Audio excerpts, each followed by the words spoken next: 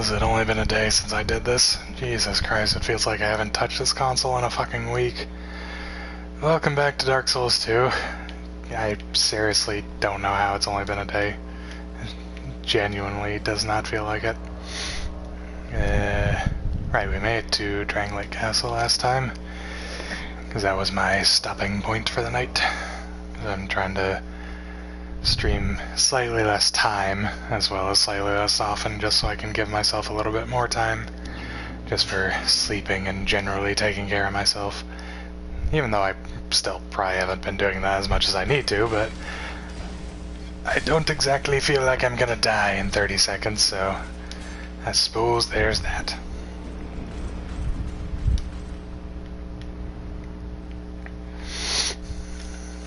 Oh god. I have activated more than I wanted. Death approaches.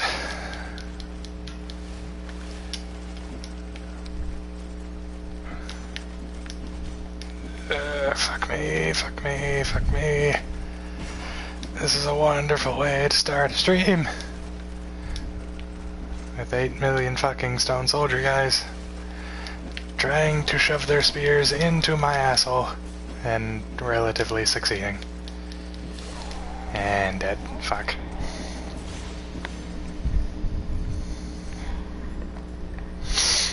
Well, excellent start. We're a minute and 40 seconds in and I'm already dead. At least this was to enemies and not, you know, jumping off a cliff like that one stream. Where Devin laughed at me in the comments. I don't think he's here tonight. Yeah, well. Come on, do it. Yes! Okay. Good shit, good shit.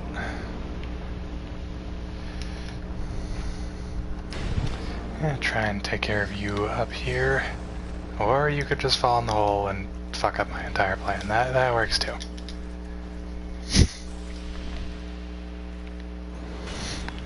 Some of that HP back. Guess I should go ahead and do this. And I should go ahead and, you know, put back on my other helmet. I always forget to do that somehow. Ow. Ow.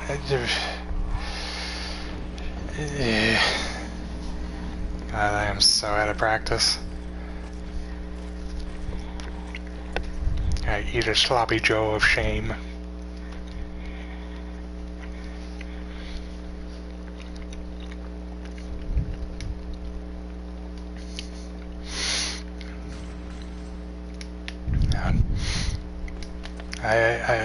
I guess to kind of counter all of the, I don't know, what would you call it? Dick sucking of Dragon's Dogma in the last episode, I have found one thing that I really, really do not like about the game. But it's very simple. You only get one fucking save slot, man. I need like at least 2 so I can be like, I want to try out this build today.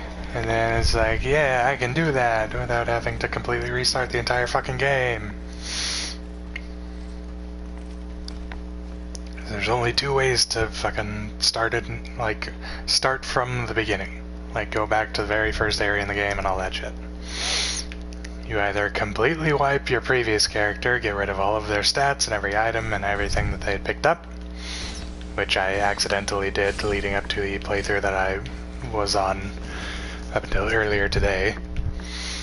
Or, if you don't want to go that route, you have to be in normal mode or easy mode, and then go into hard mode, which will restart you at the beginning of the game, but you'll keep all of your stats and items that you got in the previous playthrough.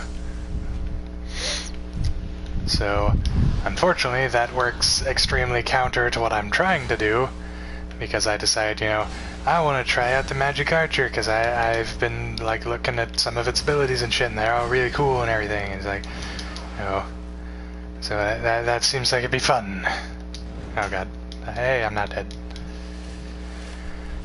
Because for those of you who don't know Dragon's Dogma, Magic Archer has probably got some of the coolest looking moves, outside of maybe Sorcerer. That guy did a sweet ass flip, not gonna lie. But outside of like high level Sorcerer magic, summoning tornadoes and fucking meteor showers and shit,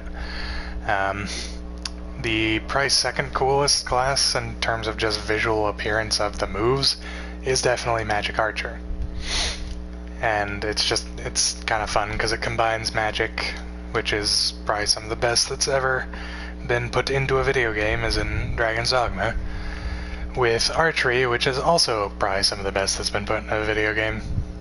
Because it's less about the realism in that case and more about just the really cool and actually useful archery. Because in shit like Skyrim, like, you can fire one arrow, and I mean, if you're a sneak build or you're using like really powerful bow with really powerful arrows and all that shit, like, yeah, you can one-shot enemies, but that's not really what we're concerned with here. We're concerned with like useful but also good looking. Like, it's something that you would actually genuinely want to use because it's fun, it looks cool. Like, the abilities are awesome and useful. I don't know how many times I have to say that, but there's not enough video games that actually make archery useful, so I'm gonna point that fact out. Also, for some reason as Magic Archer, you can literally set yourself on fire and then just jump onto a big enemy and burn the shit out of them until they die, which is surprisingly effective. Because I think you take maybe like 30 damage a second or something, or maybe like some around that. I don't think that's like the exact number, but something in the general vicinity of that you take in stealth damage. But like, even semi-tanky enemies die in only a couple of seconds if you're just standing next to them. Like, you don't even have to grab hold of them or anything, you just stand by them. Also, that backstep was me trying to open a chest like you would in Dragon's Dogma, because that's what my brain is wired to do right now. Yeah, like, against big monsters, that move is actually, like, stupidly effective. Especially, like, enemies that fly and shit. Because it's like, just jump on, have them fly away, then they catch on fire, and then fall out of the sky. Damn it. Fuck you, lock on. Green balls. Okay. Yeah, like, everything about the Magic Archer class is just cool. It is like the epitome of cool. All of your shots have built-in elemental damage, so you don't have to worry about having a mage in your party to give you weapon buffs, because only mages and sorcerers, if you unlock those abilities while you were a mage, at least I think, I don't know if you unlock them just playing through sorcerers by itself, but mages primarily have weapon buffs. But you don't need those if you are a Magic Archer, because all of your attacks have those built in. Like, your basic one that you start out with, I believe, is Ice. You get a Lightning one at some point. You got a couple of ones that do Dark. You have one that does Holy damage, and it also heals you, which is a really nice one. I think that's actually a dagger skill more than a bow skill, but whatever. You have another Dark one that's like a... what do you call it? I guess like a Vortex? Yeah, it's called Vortex. So... also, I'm trying to run with Dragon's Dogma control. God, I cannot get these controls out of my fucking head. Ow. Fuck. But, as long as I don't die here. Yeah, and then you get a fire elemental one that's like... it's basically a bomb arrow that will stick into an enemy.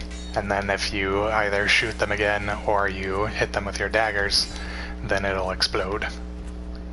And that does a fair bit of damage. And then you get into like some of your more high-powered ones.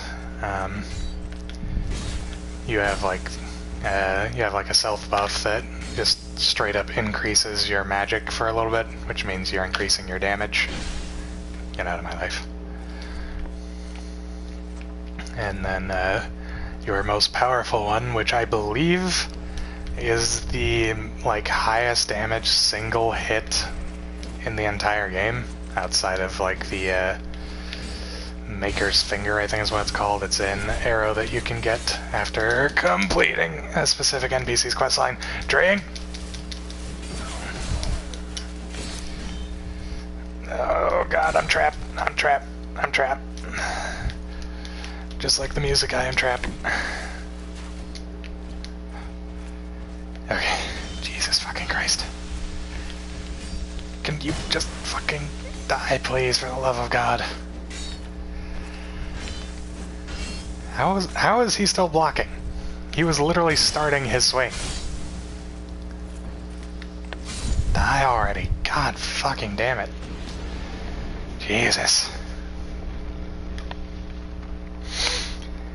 Anyway, as I was saying, I believe Magic Archer has the highest single damage attack in the game, and it's a quite interesting attack, because not only does it do an ass load of damage, like I think it can do like 4 or 5 health bars in one hit, which is pretty fucking insane considering that like Bitter Black Isle enemies, you know, the enemies that are like supposed to be end game, usually only have like 6 or 7 health bars at most, outside maybe like a dragon, but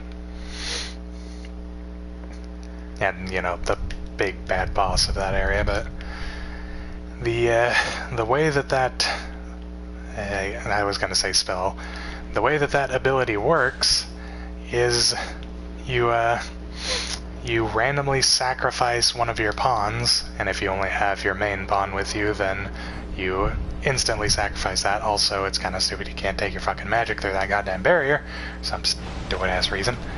Yeah, if you only have one pawn, you immediately sacrifice your main. If you have more than one, the one that gets sacrificed will be drawn randomly from the available pawns. Nice. Probably gonna get hit here. Nope. But it sacrifices it, and it's not just like, oh, like, again, for those of you who know how the game works, your pawns can go into a down state, or you can pick them back up, and they'll come back at like half HP kind of thing. It's not like that. Whenever you use that ability, it straight up, like, insta-kills them. No revive. And, ow. Then they get sent back to the rift, and you have to go back to a rift stone if you want to get them back and all that stuff. But yeah, it does just insane damage.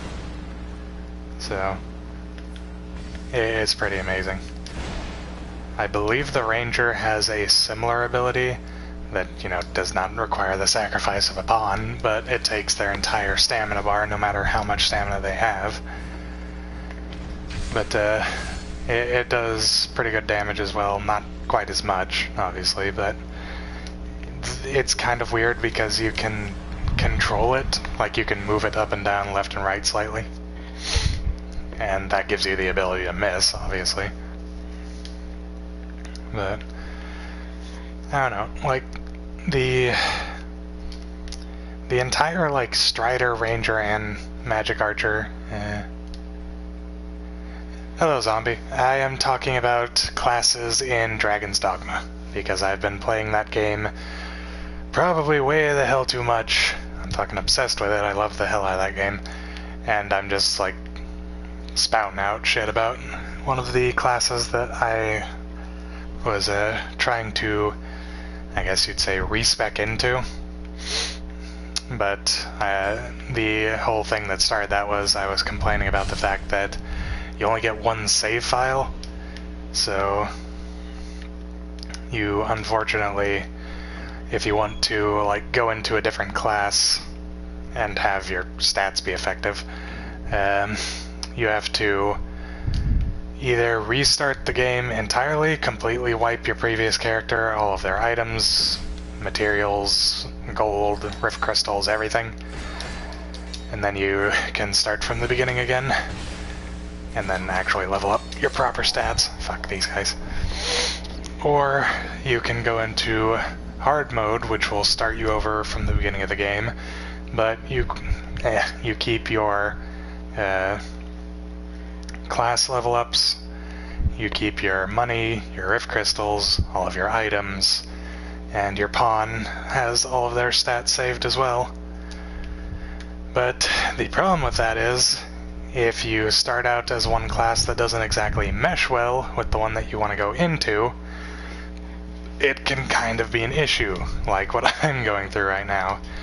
Because the other day I accidentally did a fresh start and decided I was going to go down the fighter and warrior path, because I hadn't done those before, really. And that focuses you heavily on strength and health and stamina and that kind of stuff. The magic archer, which is the one that I want to be going into, is very heavily focused on magic, which, considering the fact that I was like level 30 whenever I decided to restart, my stats are kind of already very heavily leaning towards physical stuff. So getting the magic I need to actually make magic archer useful is a little bit on the difficult side. Because even though I like restarted as a mage, oh god, and have got that slightly over half its max rank, I fucking hate these guys. Like my spells are still not doing a hell of a lot of damage, unfortunately. So I feel like I may have to just do a clean wipe and start over again. Start out as a strider to get some of those like bow focus skills and whatnot, and then go after level 10, go to mage, and then go to sorcerer up until like level 50, and then after that point spec into magic archer. Or I think the better way to go about it is like start out strider, spec into sorcerer, because you get better magic gain from that, and then do that up until like level 30 to level 50 or so. Then go assassin for a little bit to get your health and stamina and physical attack stuff up. Because as a magic archer you still have physical attacks, but your focus is supposed to be on your magic. So, I don't know. I haven't actually found like a comprehensive guide on specifically Magic Archer. I'm just kind of going off of how the guy that I was watching described going into Mystic Knight, which is kind of like the opposite side of it. It's like the fighter magic compared to the strider magic. Strider being your ranger with the bow and arrow and the daggers and everything. God fucking...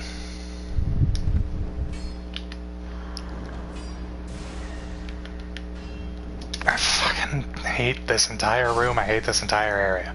Fuck all of this. God. Oh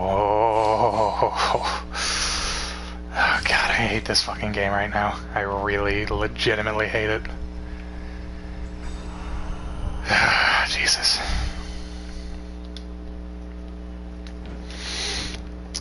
Anyway, yes. So, I don't know, you just want to, like, you want to spec into these class that's going to give you more of what you want first, or like within the first two, and then after that you can either do a third class just to kind of boost whatever abilities that you're really needing, or you can just go directly into the one you want and then upgrade your stats from there. Because, I mean, technically, as soon as you hit level 10 and reach Grand Soren or go excuse me, or go to Bitter Black Isle, you could go straight from Strider or Mage directly into Magic Archer. But the issue with that is its scaling for your stats is, I think, the worst out of all of the available classes. Because you don't get a ton of magic scaling, you don't get a ton of physical scaling, and you get very little health and stamina scaling. So it's definitely one that's meant to be done end game, because, I mean, you do get access to literally the highest damage attack in the entire game.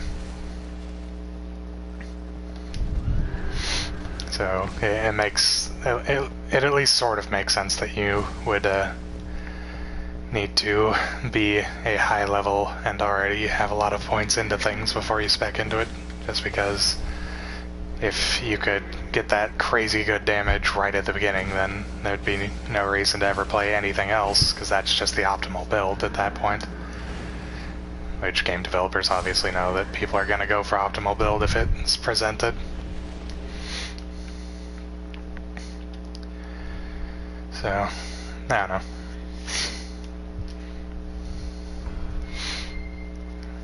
I mean, all of the, I guess you'd say, like, advanced classes and hybrid classes have access to really good damaging moves, but you really need to, you really need to, like, focus into them if you want to actually accomplish anything. Like, know what kind of stats they scale off properly, or what kind of stats you want to make them scale off properly, and then make sure beforehand you're leveling up the proper stats needed to actually make those work. Did I? My fucking magic knocked off the goddamn wall. Going from Dragon's Dogma to this is so fucking hard every time. It's like, I'm not gonna say this is a bad game per se, but just for my, like, preferred way of playing games, this is just so much worse in, like, every way. Mobility's worse, combat's worse, healing's worse.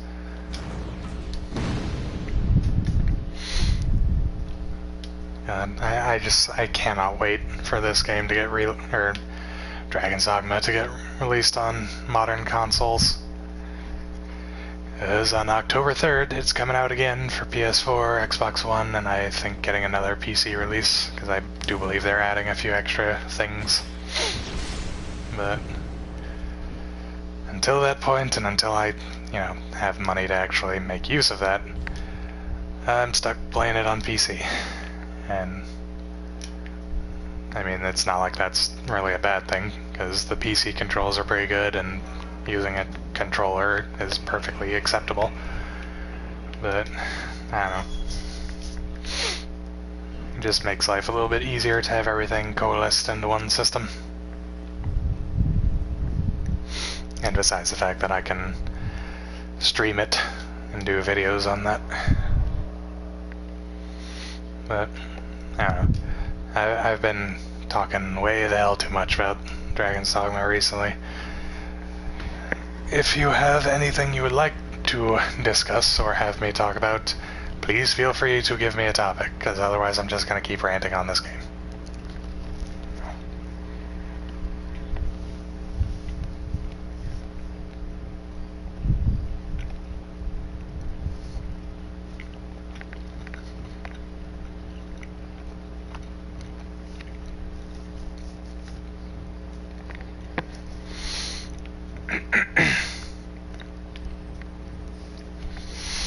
I mean, it's not like there's exactly much left to talk about in Dark Souls 2, considering we've already done a full playthrough. Oh god, I forgot this guy was here.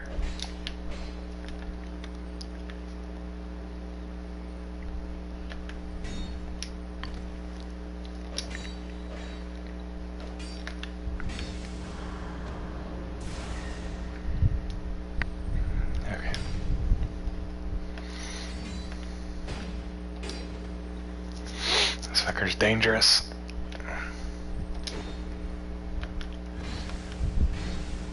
Man, that was a really nice, like, lighting effect on his sword there.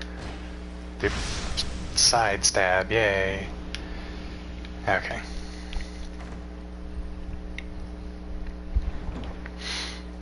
God, it is still so fucking hot here in Missouri. Like, it's fucking, what, like halfway through September at this point? We're still getting like 80-degree days. 80 to 90. And people still say global warming doesn't exist. Even though we've had fucking 3 hurricanes in the past 2 months. 2 2 or 3, something like that, I think. Isn't there another one on the way or something?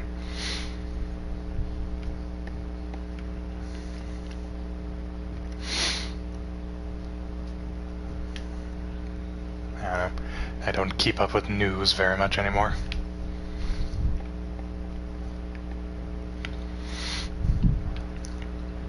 Right, because there's not... Okay. Thank you for stopping by in the first place, Zombie.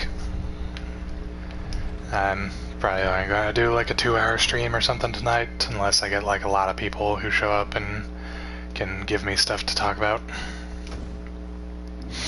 I mean, we're already fairly close to the end of this second playthrough, and it's only been fucking, what, like 6 hours, I think? Or it'll be 6 hours by the time I end this playthrough. Or fucking 6 hours by the time I end this stream, if I stop at 2 hours. I'm real good at English today.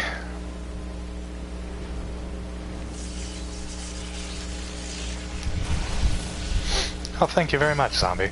That means a lot to me. Especially considering I am not that great a streamer.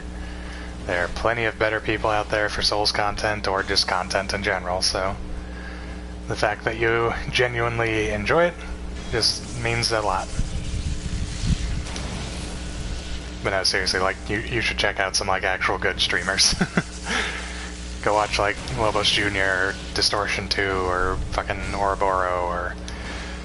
I don't know, Paragon DS. What's his name? Ansdarva. Fucking... I'm probably pronouncing that wrong, but that's how it's spelled. Shut up. God damn it. Who else is good? Sunlight Blade, he does stuff. Fighter PL. What's the name? I'm trying to remember people's names. God damn, who else is there? I know I watch like 4 other fucking Dark Souls YouTubers.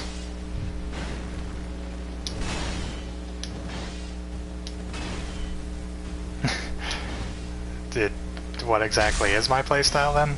I'm unaware.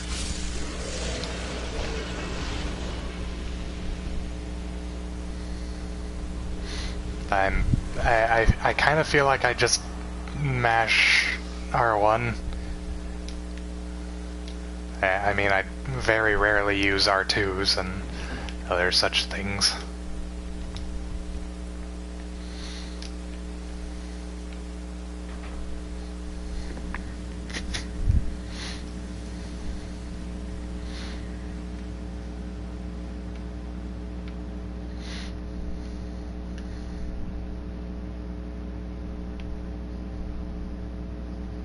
I feel like some of the rain would evaporate by the time it gets down here. And this is like a really far way down for rain to like still be falling.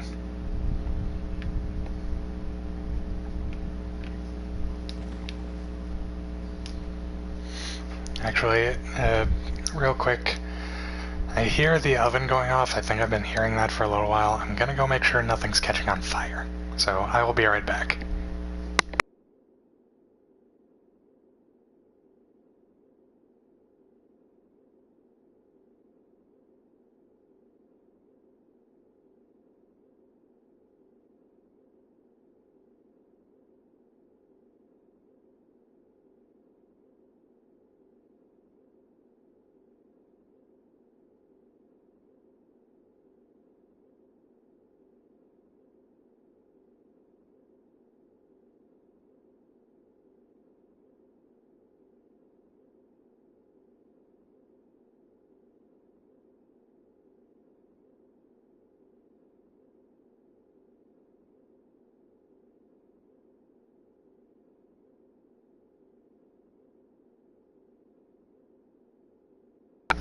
Okay, I am back. The house is not burning down. I mean, like, I won't say that I'm bad at the game.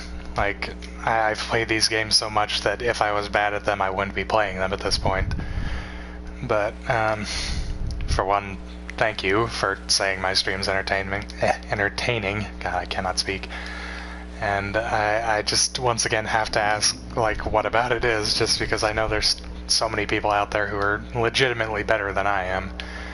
And I kind of just occasionally talk and ramble on very few topics and then just pretty much interact with chat. It's like I don't have like life stories to talk about really, because I don't want to be like super depressing or anything, because a lot of my life stories aren't exactly good. But like I don't have all of these like super amazing life stories like somebody like Danny from Game Grumps, who's been all over the world. He's experienced all these cool things, gone to different countries, all that kind of shit. And I'm not a fount of knowledge, kind of like Northern Line, if you know who that is, who can just fucking talk about any fucking subject. Even if you have no idea what he's talking about, he knows like in depth every single little thing about it. Guy's a fucking genius. He used to be a teacher, so that probably helps, but like, yeah. It's like, I appreciate the compliment, I genuinely do, and I thank you for saying it, but I'm just mildly confused as to what exactly is so entertaining about my content in specific.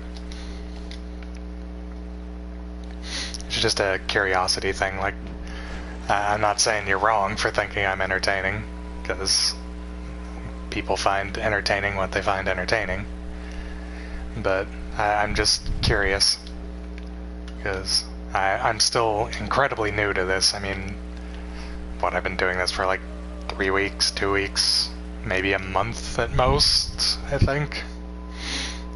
And I outside of like the proper streams themselves, the only experience, even like talking into a microphone, talking into a camera kind of shit I have, is the YouTube videos we did, which was mostly just me like shit-talking Brandon and, well, shit-talking Dark Souls 3, because that's most of what we did. But I don't know. I'm not sure how good I am yet, and I know that there's a lot of things I can improve on. Please do not kill my friend. I kind of like her, sort of, even though she's the reason you guys are in here trying to kill me, if she stopped singing. But, you know, anyway. She's a nice lady. Oh, well, I mean, you know, I honestly have never thought of it that way. I always just kind of expect people to be like, oh, this guy... Oh, thank you, zombie. I mean, I know that I'm not hot shit. Like, I watch so many people, I've seen so many other people who are so much better than I am. I know that I'm still so new and still not used to how everything works yet, so... I don't know if I'd say humble, I'd say more just honest. Although those might be the same thing, I don't really know. But, yeah, I mean, I honestly have never thought of it that way, as like, new streamers being more entertaining just because they're, excuse me, just because they're like getting the hang of things and they don't exactly know what they're doing yet. It gives you like a new outlook or something. I'm pretty much talking out of my ass, I have no idea. I'm sure you know better than I do. But, yeah, thank you very much. I do genuinely appreciate the compliments. And sometimes I just try and imagine like what this streaming would be like if I hadn't gotten into D&D. Because God knows before the session with D&D and stuff, I would not be talking at all right now, pretty much. Like, I'd be silent throughout the whole thing. I probably wouldn't even plug in my microphone to talk in the first place. It'd just be gameplay. Because I was so, like, microphone shy. Because there's not a camera involved here, but... Alright, good night, zombie. Thank you for stopping by, and thank you very much for all of the very nice things that you said. I hope to catch you in, I guess, another day, since I'm cutting back my streaming schedule a little bit. Yeah, thank you very much, and have a good night. Hope you sleep well.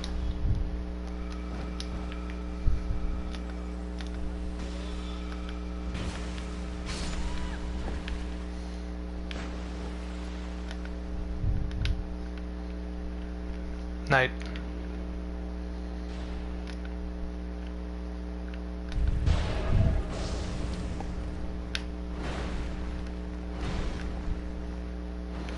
Yeah, okay. Fuck. Okay. Oh, you're fine. Oh, that's Big Sam. Another Big Sam. Please don't slap me. Okay. Oh. Ow. Really? Fucking green blossom out of a giant guy. Whatever. I feel like I'm gonna get... yep. I was about to say, I feel like I'm gonna get slapped in the ass, and here comes Mr. Ass Slappy. Oh god, no. Oh god, no. What is happening? I am in a nightmare of my own making.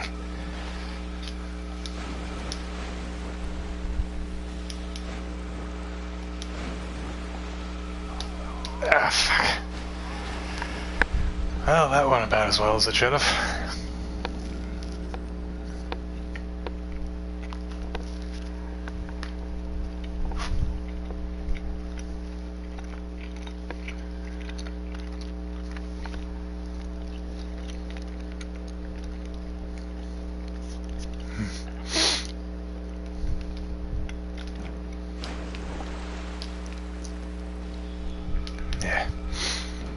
Alright, so I actually just thought of a topic for those of you watching the video after the stream goes up.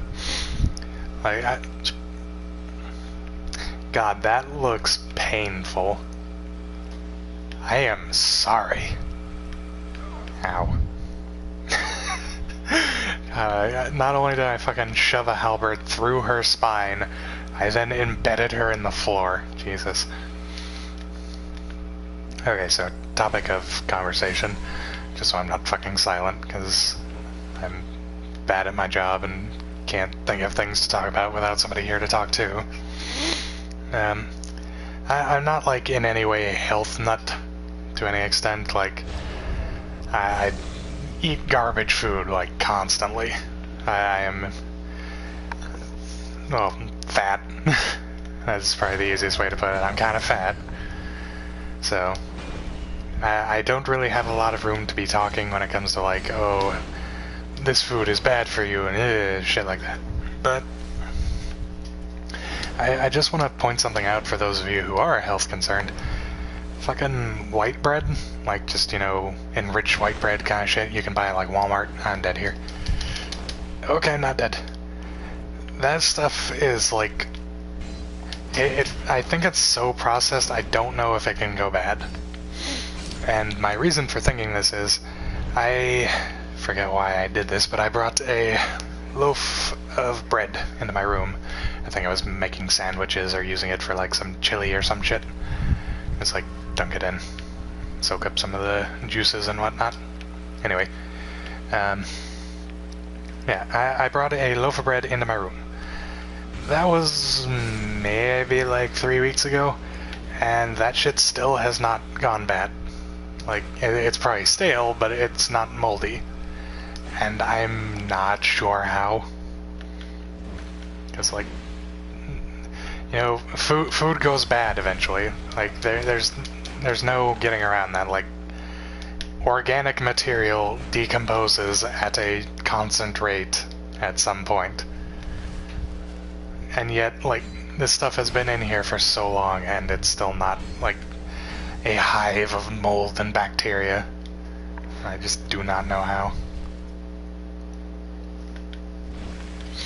So, for those of you out there concerned about your health, maybe stay away from enwitched, yes, is so evil that it's been cursed by a witch's spell. Enriched white bread. Stick to, like, whole grain or, you know, stuff like that. Stuff that wasn't entirely made in a plastic factory. That's an exaggeration, obviously, but, you know. Also, I guess, technically, if you're trying to be healthy, just avoid bread in general, if I'm remembering correctly. Because, like, bread is one of those things that's more bad for you than it is good. Where the fuck? You dirty bitch. Anyway, bread and, like, what are they called? Carb-loaded things like pasta, bread, noodles, etc. Those just in general are not good if you're like trying to lose weight and all that stuff. I mean, you always hear like athletes and stuff, they're always like carbo loading and all that. That's because carbs give you energy, and then they're using that energy to fuel their workouts and whatnot, and then burn it all off. They're not retaining any of it,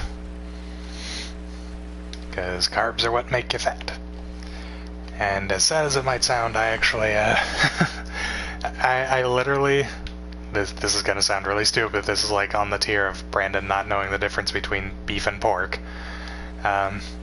It took me like until I was maybe 16 or 17 to actually put two and two together to be like, wait, carbs are what make you fat. I don't know why it took me that long. I don't know what the fuck was my brain process. Like, oh, you know, it's only sugar. You know, it's sugar.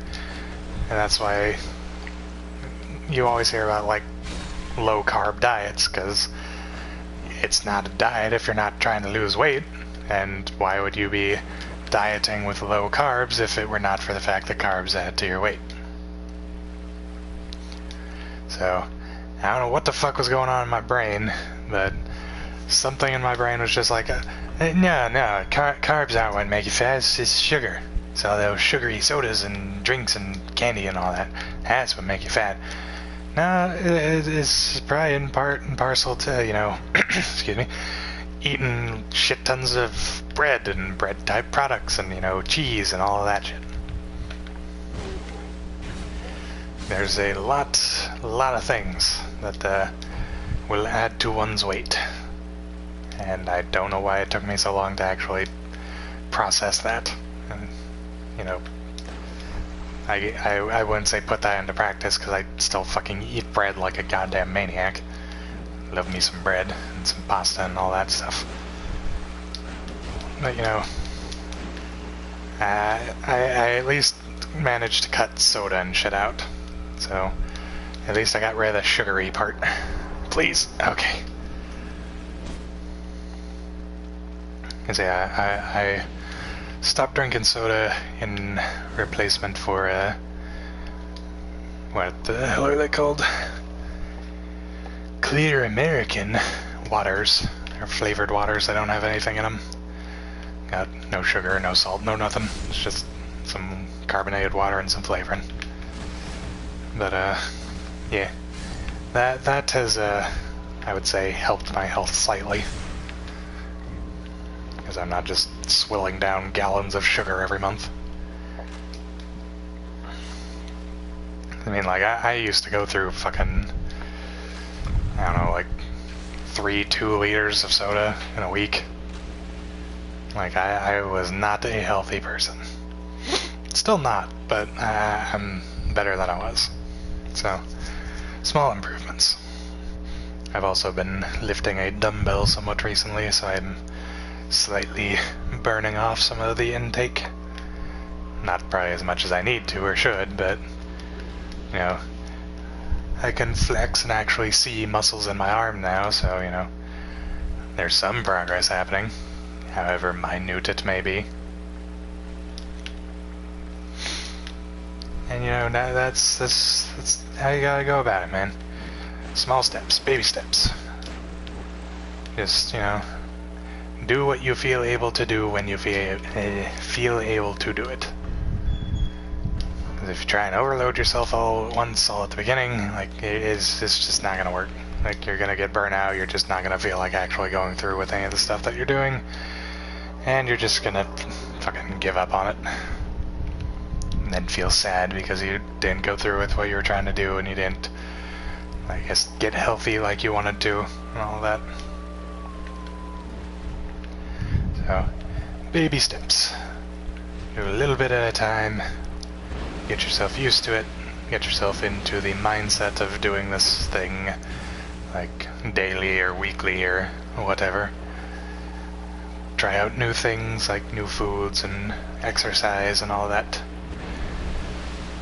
Maybe just decide to go for a jog like 1 week, and then, you know, if you feel like doing it again, do it the next week, and then if you feel like you're able to keep going, then start doing it like 2 times a week, and then, just, you know, progress. Progress slowly, 1 step at a time, until you feel like you can do what you're aiming to do. This has been Life Tips with Father Faye and or Jake, whatever the fuck you want to call me, I don't give a shit. And it's one of them do as I say, not what I do situations, because God knows I am not following my rules as well as I should. If I was, I would not weigh 215 pounds and, you know, be able to grab a handful of stomach. This is gonna hurt. Hey, it didn't hurt. Fuck you. Also, one thing, sleep at a decent time. I'm gonna throw that out there now. Like, try not to stay awake past midnight. Like, maybe 1 at the latest, but don't go past 1. Like, it's just not good for you.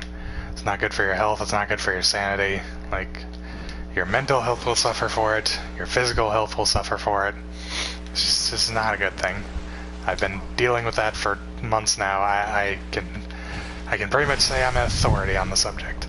Do not stay up that late. It's not good.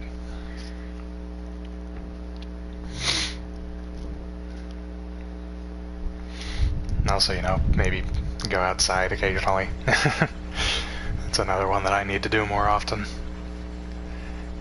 Is, you know, going outside, interacting with other people, however small that interaction may be, you know, hanging out with friends, sleeping at a proper time. All good things to keep your mental health in check.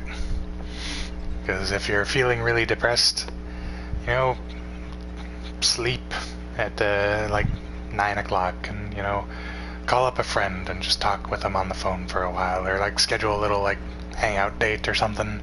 Go watch a movie with them, or, you know, go to the park and just dick around, or, you know, just fucking invite them over to your house and play some video games for a couple hours. Just do something that you enjoy with people you enjoy being with, and, you know, sleep. Eat some nice food.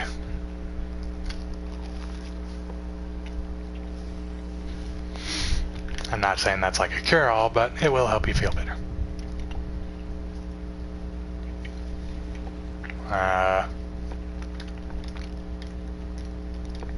Was he in the chat before?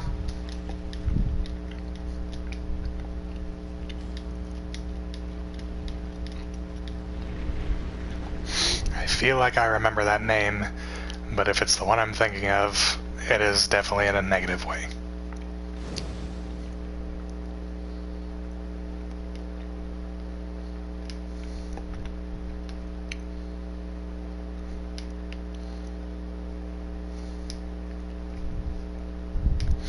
I could be entirely wrong on that, but I feel like I'm remembering the proper one.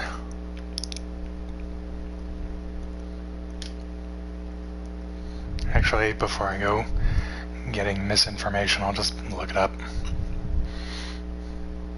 It is recorded on stream, so I may as well.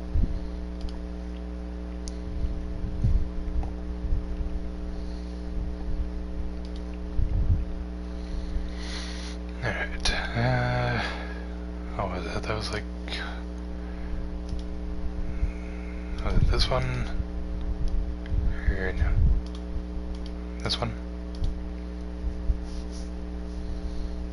Skip ahead a little bit.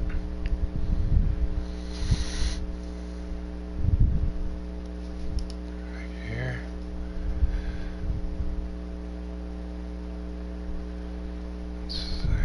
It doesn't appear to be that one. I think it's further up then. Wait, what's this one?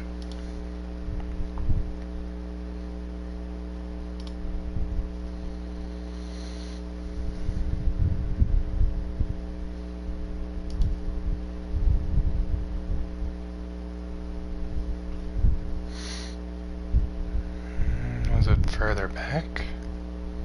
Can't remember where this guy was.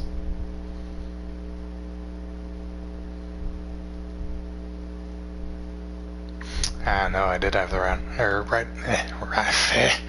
wrong person. Okay, I do believe I know Mike Hook, but I unfortunately have misremembered who he was, so I dearly apologize for that, because I was confusing him with the horribly racist guy that was in the chat a while back. So I apologize for that if Mike watches, or Albaz, you end up stopping by again. I got the wrong person. That is entirely my bad, and I apologize greatly. Mike was actually a pretty good guy, if I'm remembering correctly, so... Wait, what?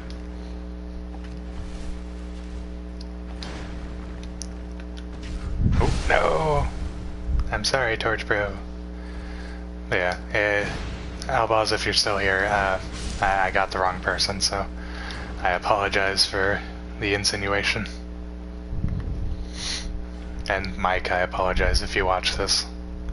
That is entirely my bad. I am not exactly the best at remembering things.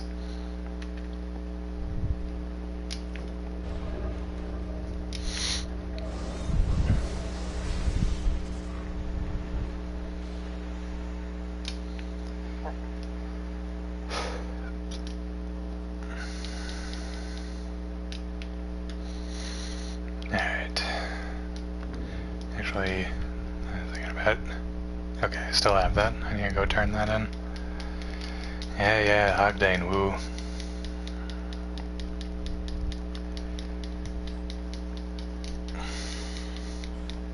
Okay.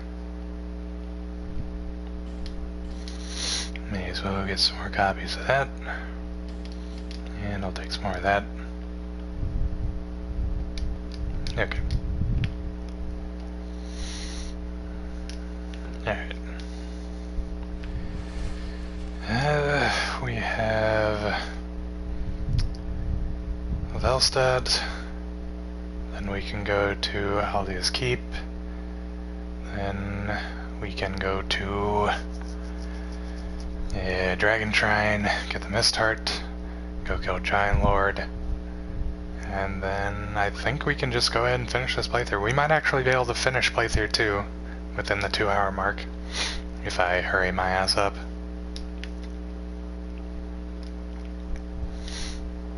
And if not, I might actually just go a little bit long to finish it, just because we are very close to the end.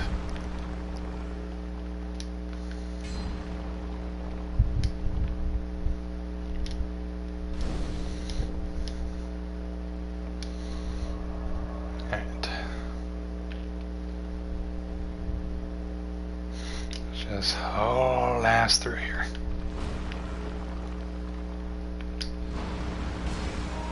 Nice. Oh god. Not so nice. Not so nice. Oh god. Well, that's bad. Oh god. Why? I couldn't move.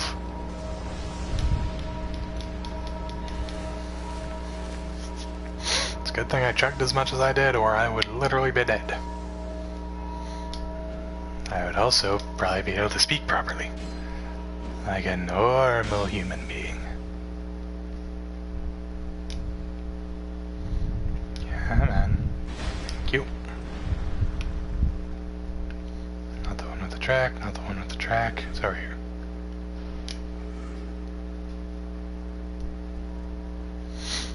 I don't know what the fuck that track is even for, but hey, whatever.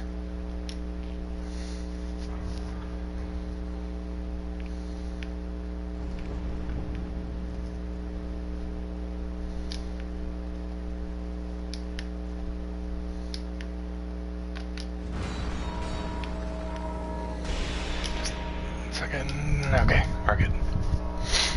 should also probably go spend these souls. Take that.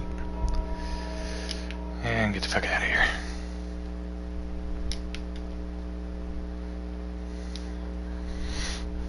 Going to take another bite of sandwich.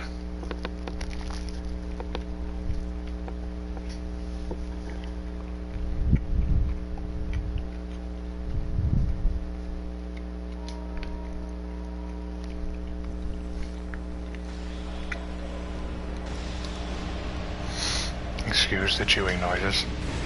I am a hungry man. Please let me in. Hooray.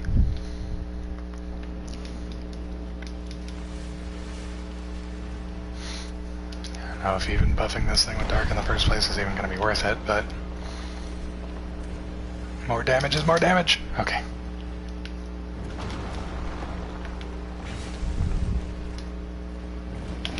Nope. Tried to bury him.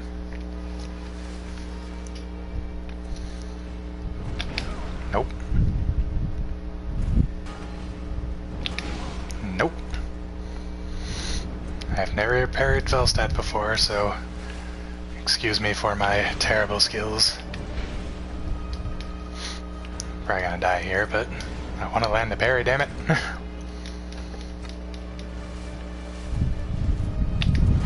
Way too early.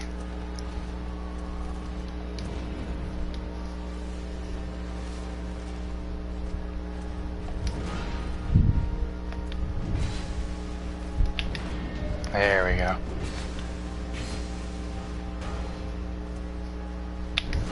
Nope.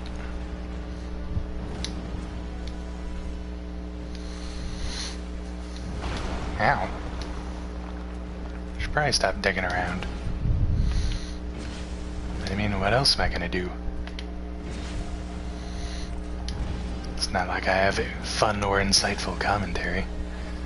Brain doesn't fucking work. Ow. I didn't think he had a follow-up there.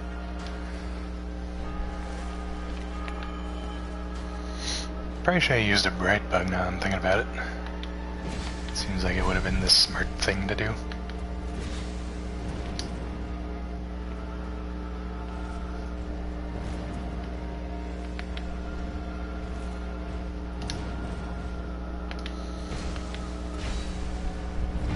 Ow.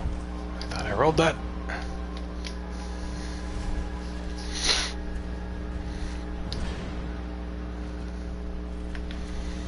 Oh god.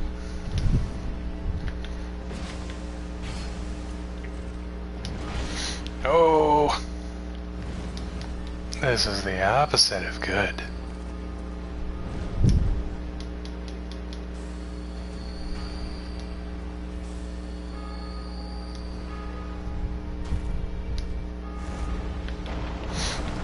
Nice miss.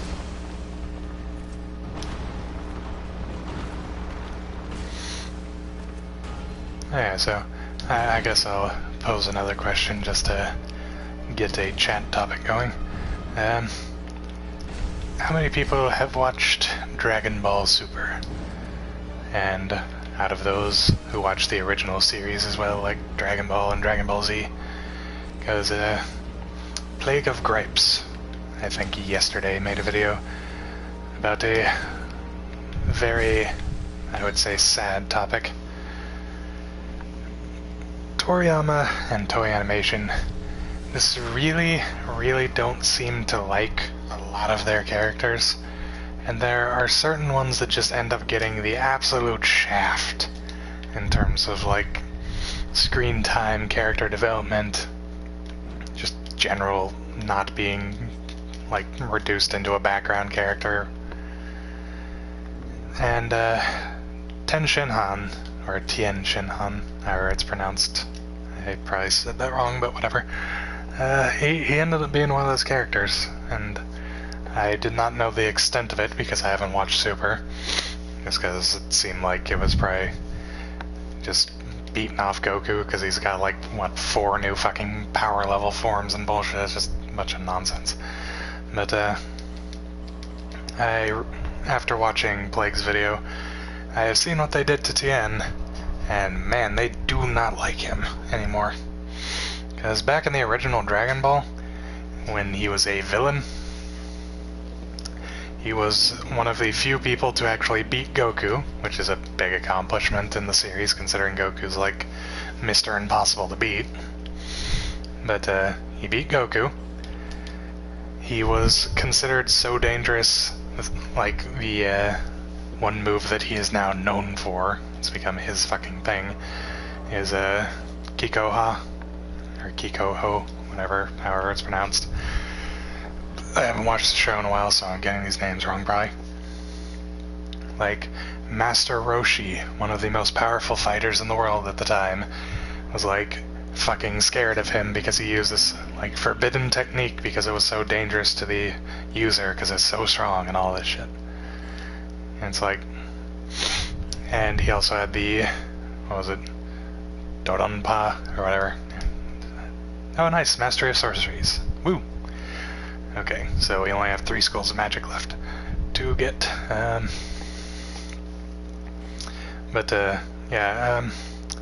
Like, Dodonpa was also said by Master Roshi to be a more lethal, faster, more powerful version of the Kamehameha, which is most likely why he resigns himself to using Kamehameha, because it's less likely to kill somebody, I guess.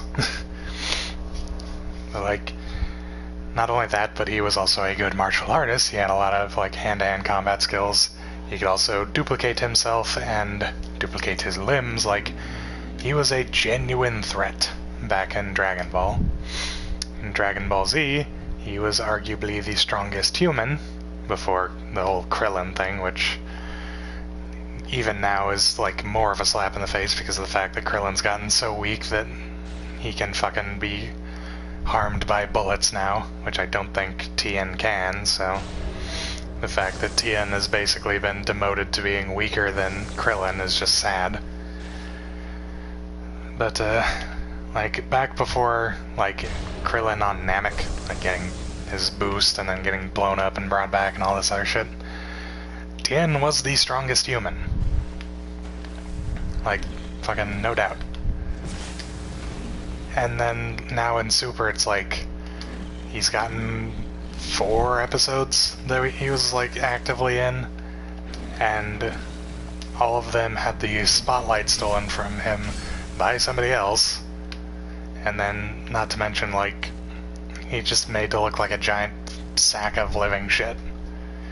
It's like Gohan, Mr. Bitch Baby, who had to, like, I think have like 3 people give him his power-ups back, and then he's still a weak little bitch.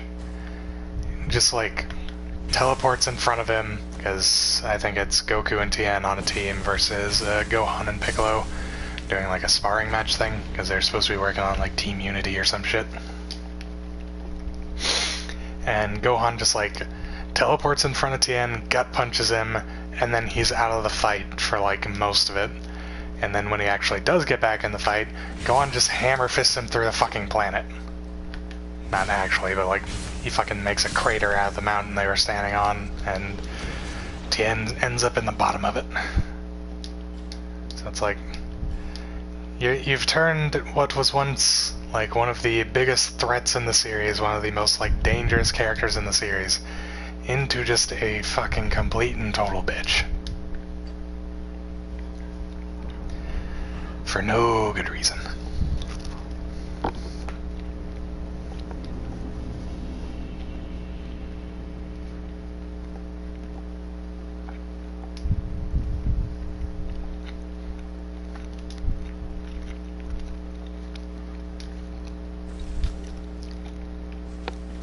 And then fucking Master Roshi, who was supposed to have like gone past his prime years ago, because like everybody, I think back in like before the Cell arc, was like, yeah, this fucker's useless in combat now. And now he's like, he has like this fucking like super buff form, and he's got like this lightning attack, whatever, that like paralyzes the person. It's like, yeah, let's give the guy who's been said for years now to be not strong enough to be in combat anymore, this huge buff when the guy who's literally trained his entire life, like since he was a kid, and continues training even into the super arc. Nah, he's somehow gotten weaker by a significant degree. Because, you know, Dragon Ball Z logic.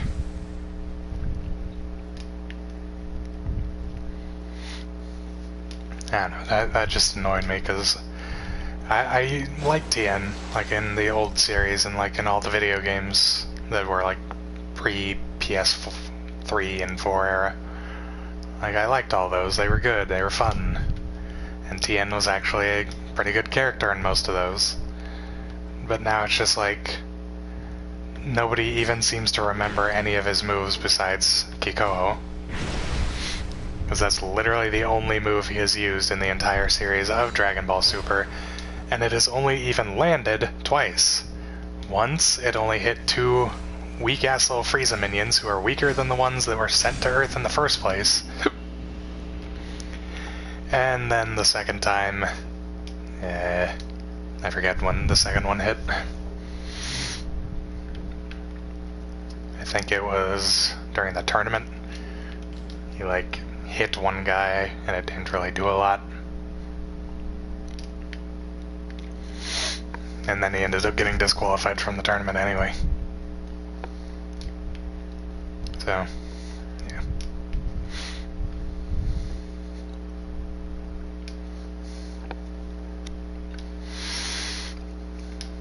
I don't know. It's like the same thing with Launch, like, actually somewhat interesting character, and then it's just like, goodbye forever. Tien's still in the show, but he basically shouldn't be at this point, because it's not like anybody even gives a shit.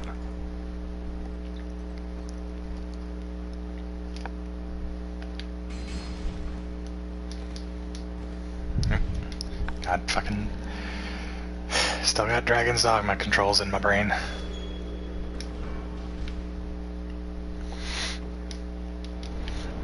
I swear, when that game comes out on PS4, as soon as I have the money to get it, I'm going to do like an entire fucking series on that.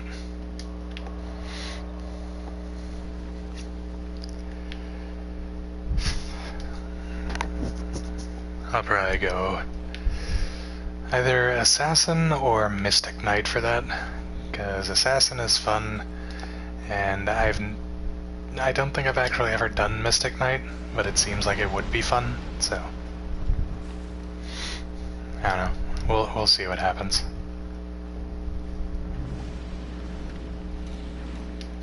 But yes, that is definitely something to look forward to in the future. I forgot that that was the door that he burst through. But it doesn't matter because I leash right there.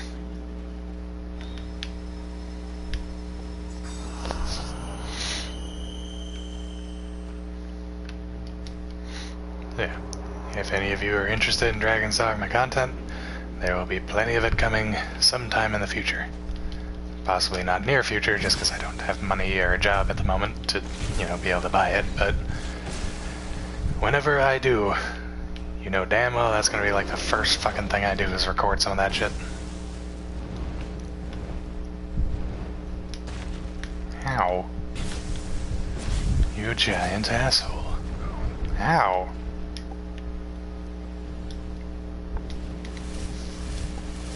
I didn't mean to drink 3 there, it's not like it matters.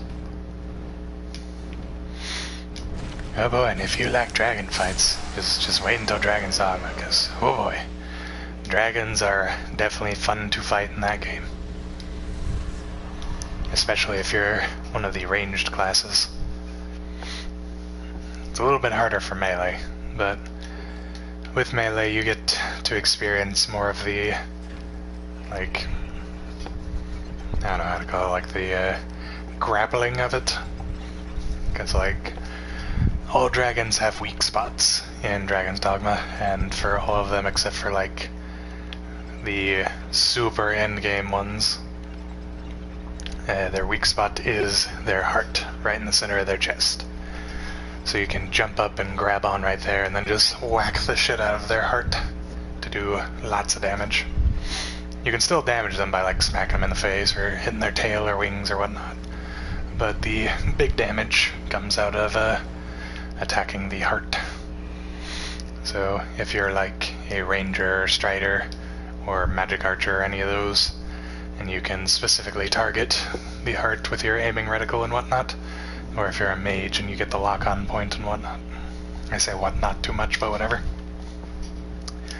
then makes fighting them quite a bit easier. Unfortunately, if your pawns are archers or mages, they're kind of too stupid to actively target the heart, which is unfortunate if you're playing a very melee focused class. But in my opinion, some of the most fun classes are not the melee completely. Like, don't get me wrong, the melee only ones are definitely still fun, because who doesn't love fucking Arc of Deliverance, the basically max level warrior skill? It's basically, I don't know, it's like a 30-second hold or something for the skill to charge, and then you can do like 2 to 3 health bars on a boss. Just like destroy their life. I mean, I was using a like 1-star upgraded, pretty high damage greatsword. It's the highest damage warrior weapon I had come across, and that thing with the fully charged Arc of Deliverance, like damn near one-shot a Cyclops. Like, that shit is pretty fucking insane. And it's also just fun because of the big whump. Like, the entire game slows down when that thing lands.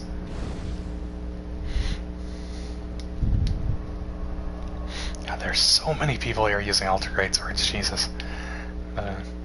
No, if you want, like, if you want a game that does fantasy combat right, like, not just combat, but spells and range stuff and all that. Like, if you want a game that does that shit as good as it's ever been done, just fucking go get yourself Dragon's Dogma.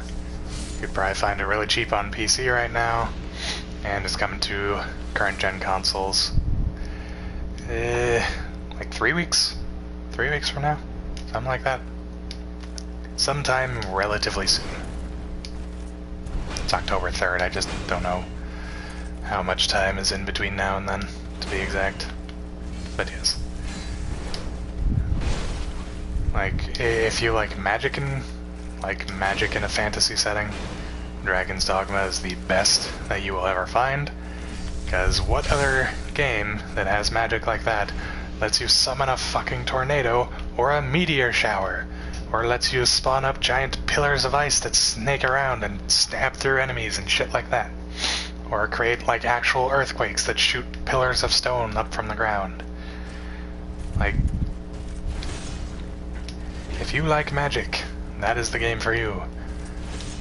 If you like bow and arrow stuff, like, you want to play that, like, good rogue experience, Dragon's Dogma has you handled on that too.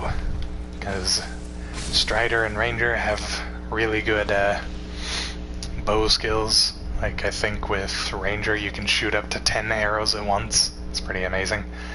I think Strider only gets up to like 6 or 7, but it's still good.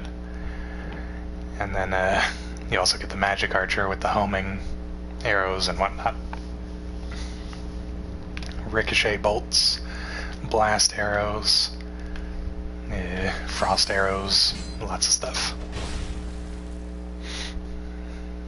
And then, if you want to play a fantasy game that makes you feel like guts out of Berserk, you got that covered as well.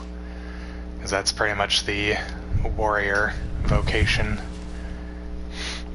Because you can use either great swords or great hammers, but, I mean, great hammers are gonna be more damaging, but they're heavier. But if you do I'm not gonna lie, a very difficult escort quest that you can get relatively early on, like, I think before even most warrior weapons even become available, you get one of the best, what am I thinking of? One of the best greatswords in the game, I do believe, because the, like, ones that you can buy initially, I think it's like the two-hander and then the Judgment, which is the Great Hammer. The Judgment is outclassed by the greatsword you get from that escort quest, which is called the Griffic Victory, and it looks fucking amazing. It is outclassed by that by like 300 damage. So it's just like I haven't found a single warrior weapon that is stronger than that thing, unupgraded or not. It's amazing. It's amazing. My voice is running out. I need water.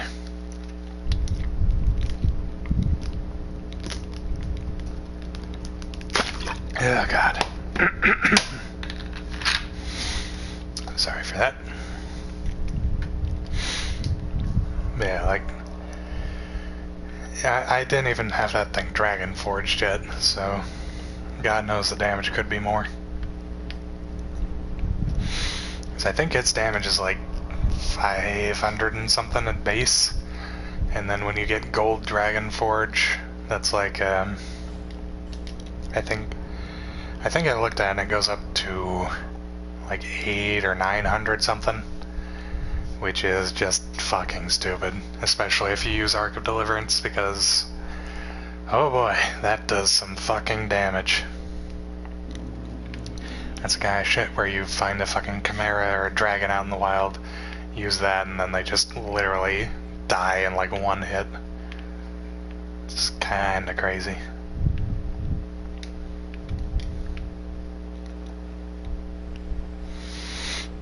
Yeah, like, if fantasy combat is your thing, look into Dragon's Dogma. No matter which branch you like, whether it be ranged, magic, or physical, you'll definitely see something you like. There's also mixed classes for people who are interested in that.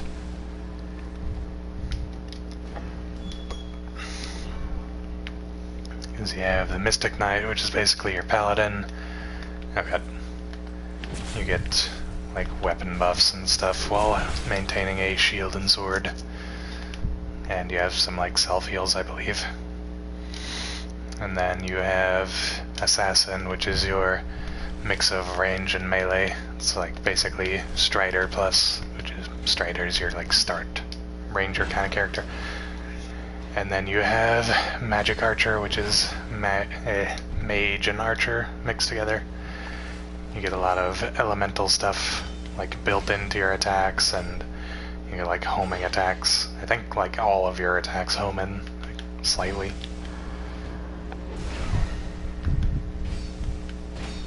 So there's plenty of like paths to go about, and there's plenty of just good things to do even if you're not going for one of the like mixed paths. So it's definitely a game worth checking out. I'm pretty sure at the beginning of the stream I said I'm not gonna keep stroking Dragon Dogma's dick, but you know, it's just a good game. There's like very few things that are actually bad about that game. A lot of people say the story's not good. I don't really mind. It's better than Skyrim's in my opinion, so that's that for what it's worth. And the only other one really, well, the only other ones I guess are the fast travel, which is not really available until endgame pretty much, except outside of once you get to Grand Soren, which is the capital city. If you have Dark Arisen, you get the Eternal Fairy Stone, which lets you travel to there, back to Cassardis, which is your starting town, and anywhere you've placed a port crystal, which you won't get one of those for a little bit, travel to those for free. But outside of that, there's no fast travel in the game, so a lot of people are not fond of having to walk across an entire fucking continent to do some things. But besides that, the less than stellar story, which is still fine if you ask me, but that's just my opinion. And the other big one is you only get one save slot, which unless they fix that in the new version, those are my only complaints, if I'm being completely honest. And the story thing isn't even really my complaint, it's just a general everybody else complaint, which I bring up just because I know people are going to mention it, or there's going to be people who don't like it.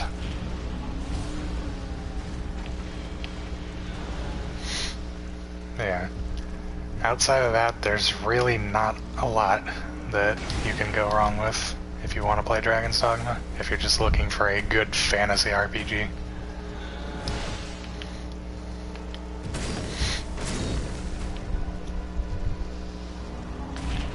Ow.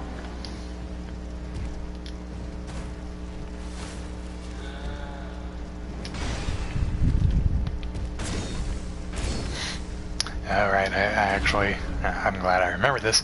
I need to go back and do the Dark Chasms before I go on to New Game Plus 2.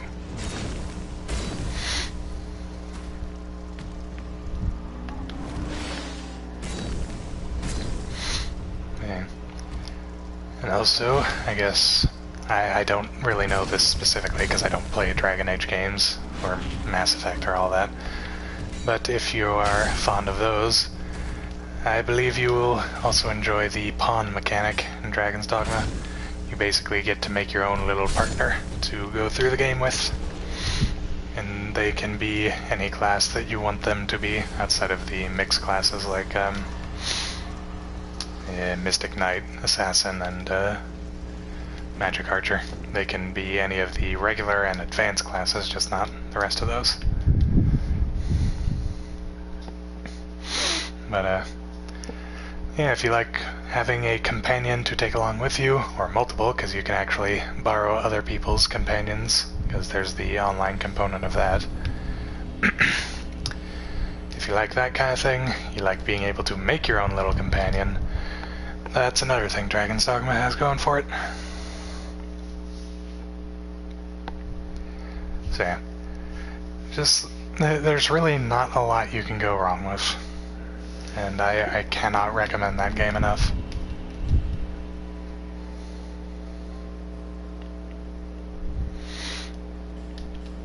If you looked at my hours of gameplay on Steam in the past week of that game, it wouldn't be too hard to figure out that I am extremely fond of it. I can actually look that up specifically because I have the mouse right next to me, excuse me, while I'm figuring out where I need to go, because I need to do the Dark Chasms. If I don't do those this time, I gotta do them on the next cycle, and the longer I wait to do those again, the more it's gonna just be a pain in the ass.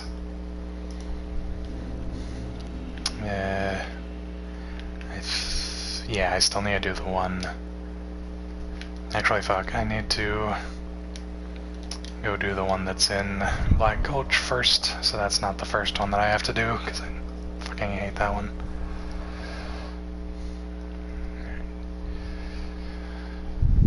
So, in the past week, I have played somewhere in the range of like 50-something hours. 50 to 60. Of just that one game alone. I haven't been playing any other game. The only reason I even play this is just to finish out the stream of it. Which, in all honesty, will probably be like 100% done in maybe like 2 weeks with my every other day stream schedule. Or if I could bump, or if I don't mean words, if I decided, I guess is the way to put it, to just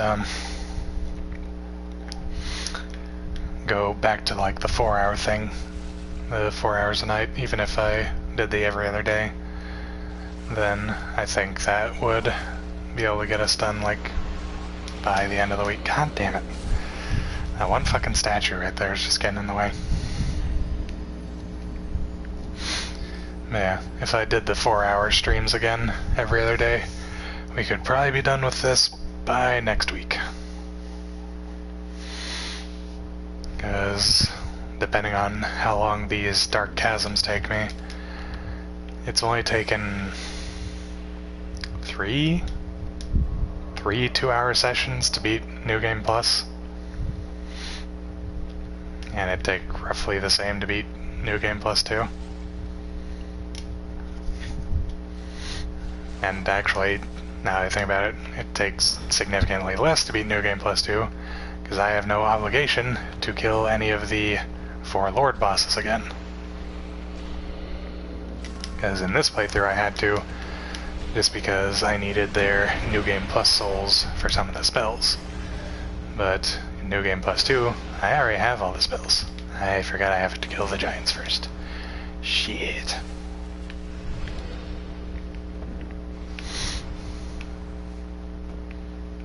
Yeah, like, I can literally just go to Melentia, buy a fragrant branch of yore from her, and then just go through Shaded Woods and go to the Shrine of Winter just immediately, and get into Drang Lake and just do everything I need to do there.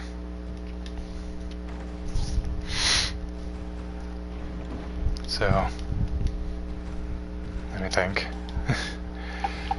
Because we're just going to be sitting here poisoning these guys for a little bit, so it's not like I need to be focusing on anything too much.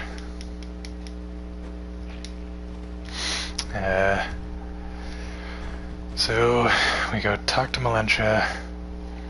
We have to kill Last Giant, just because we need the key to be able to get into the Giant Lord boss fight. So we have to kill Last Giant. We have to kill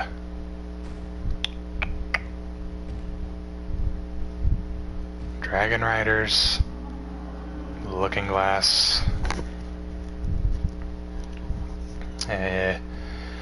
Demon of Song, Velstadt, Guardian Dragon, and Giant Lord, then Throne Watcher, Defender, and Nashandra. And I guess Aldia. Although maybe not Aldia. So we only have to kill like, what is that, like 8 more bosses? Next new game cycle. Let me actually go back and count that, because I was just thinking instead of counting. Giant, Dragon Riders, Mirror Knight, Demon of Song, Velstadt, Guardian Dragon, Giant Lord, Throne Watcher, Defender, Chandra. So 9 bosses. Next cycle we only have to kill 9 bosses, and then we are completely done.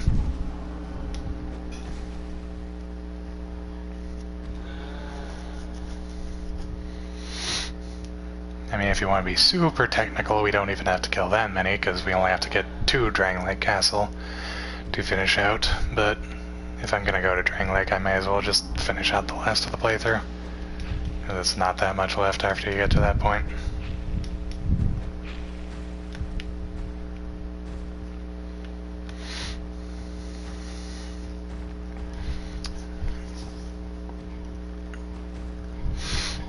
Yeah, next playthrough should be significantly faster than this one. I mean, hell, if we finish this one tonight, it might only take like 2 more streams before we're done. Maybe 3 at most if I fuck up quite a bit.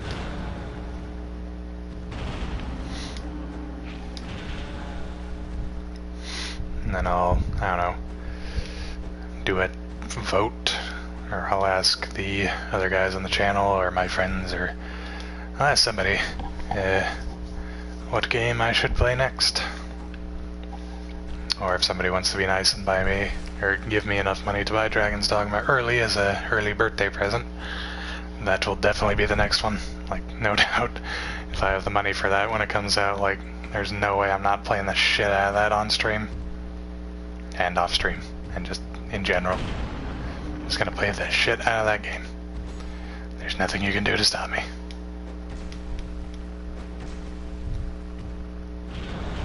Ow.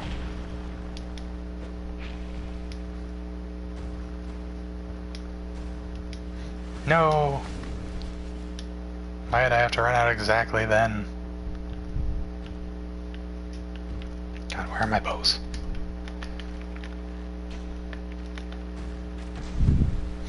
Free aimed. Not free aimed. Ow.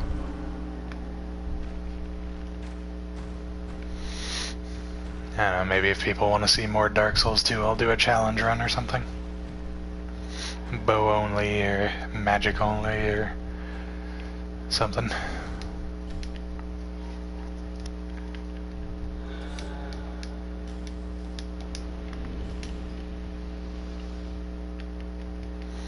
I don't know why I did that, because it's faster to go from the top, but oh well.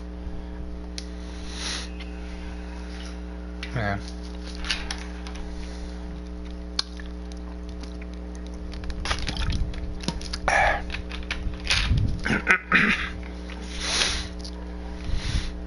For those of you who are in chat, would you be interested in seeing some Final Fantasy 15 or some Nier Automata, or if I have the money for it? Well, if I have the money for it, you're going to see Dragon's Dogma. Like, that one's just non-negotiable. Like, that one is going to happen whether there's want for it or not. Because I want to do it. But considering I more than likely will not have the money for it when it comes out, would people be interested in Nier Automata, or Final Fantasy 15, or, God forbid, Dark Souls 3? Because God knows I don't want to play that goddamn game anymore. But I will if I have to. So I don't know. Comment in chat or leave a comment on this video after it goes up. Let me know what people would be interested in seeing.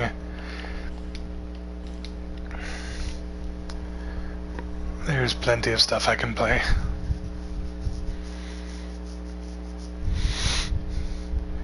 Hell, I could play Call of Duty if people wanted. Not any of the new ones, but I could play it.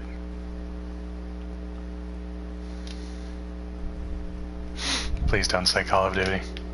I don't want to play that shit-ass game.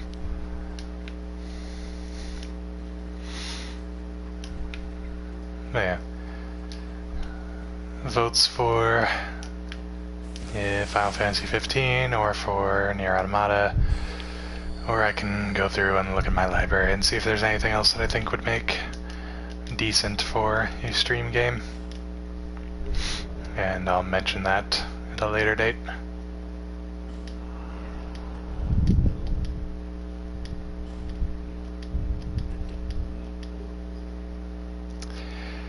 Okay, well, I guess, sure, let's go with that. Alright. That saves me some time.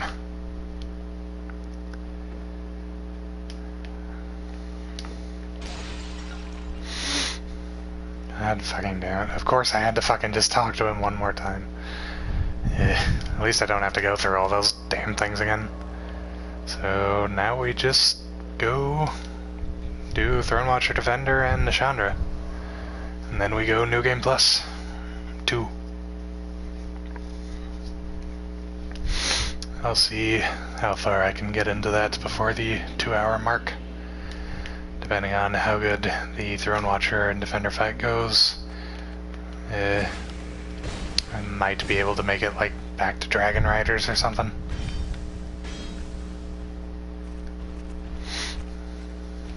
You get to see me kill the same boss twice in the same video. Yeah.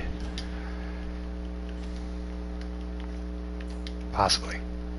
I'm not promising anything, but Considering all I have to do is go to the forest, kill Ash Giant, buy the Fragrant Branch from Valencia, and then just go to Shaded Woods and directly here, because I already have over the 1,000,000 souls for just opening up Shrine of Winter, I can get back into Drang Lake very quickly.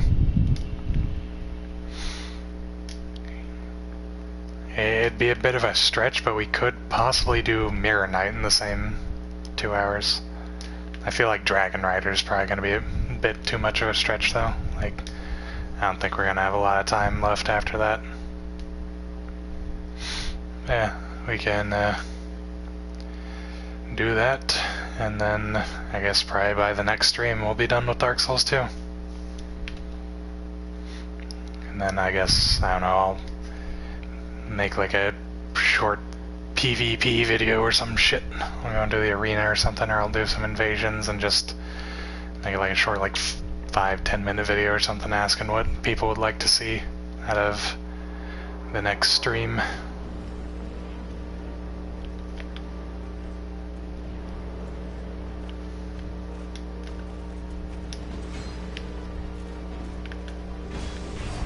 Ow, ow.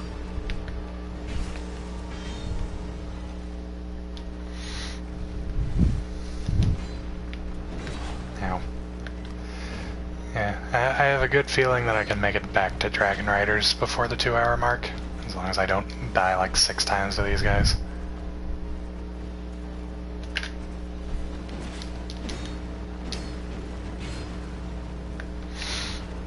Which could be entirely possible with how badly I'm doing.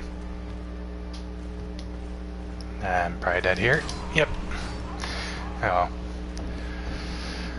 It'll give me a chance to actually use a Break Bug and apply my weapon buff before going in the Fog Gate like a smart person.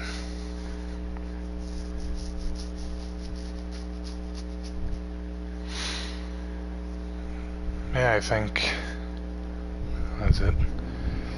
Should be.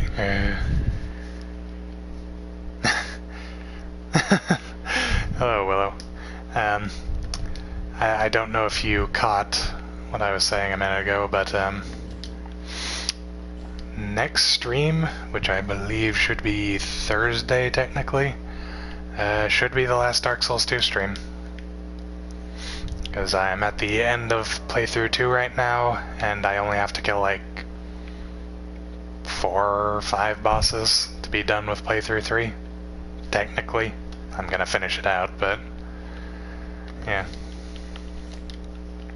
Which will probably, depending on how long it takes me to do this, like these 2 fights, I'm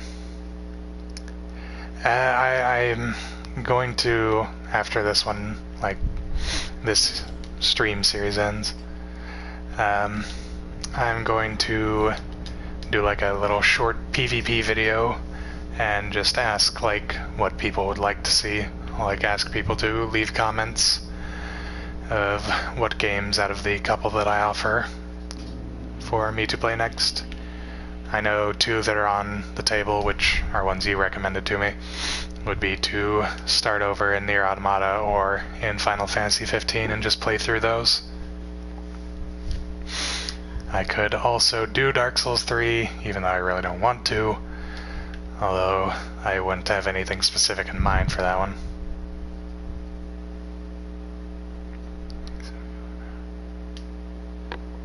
$500 what?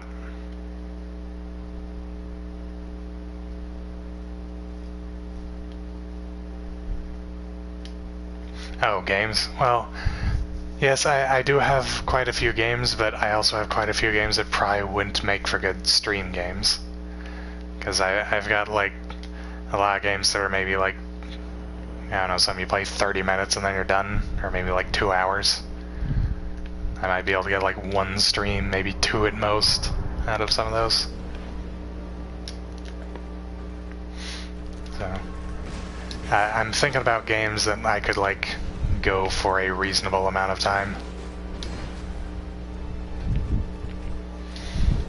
Because God knows I'm not going to finish fucking Nier Automata or Final Fantasy 15 in like 2 streams.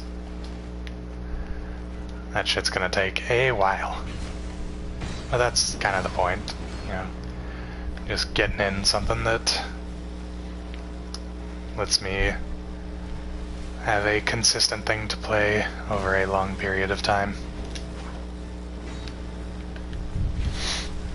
Which, as I mentioned before you got in here as well, if I have the money for it by some means, whether that be somebody like giving me early birthday money, or I get a job by that point or whatever, when Dragon's Dogma, Dragon's Dogma, I said that right, when Dragon's Dogma comes out on PS4 on the 3rd, if I have the money for it, I'm definitely just gonna buy that, like, right the fuck away. And then, I'll stream the absolute shit out of that. I might even go back to, like, my every night 4-hour streams just for that game. Well, at the moment at least, I'm trying to stick to games that I have on PS4, just because it makes streaming a little bit easier. But I mean, I would like to do Hollow Knight, because I do like that game and I need to finish it, because I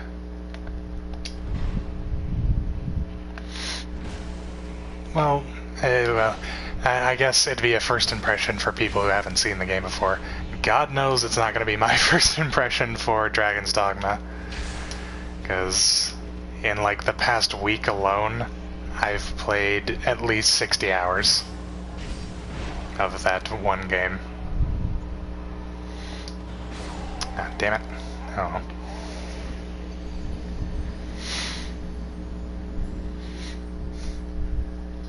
Maybe I should equip some, what am I thinking of? Spells. Just shoot the shit out of her. But yeah, I could definitely do like a first impression for Dragon's Dogma for other people. Because, God knows, if you go back and watch these streams recently, I have done damn near nothing but talk about Dragon's Dogma. It's honestly a little bit on the, like, worrying side how much I've talked about it. Like, obsessive-compulsive side.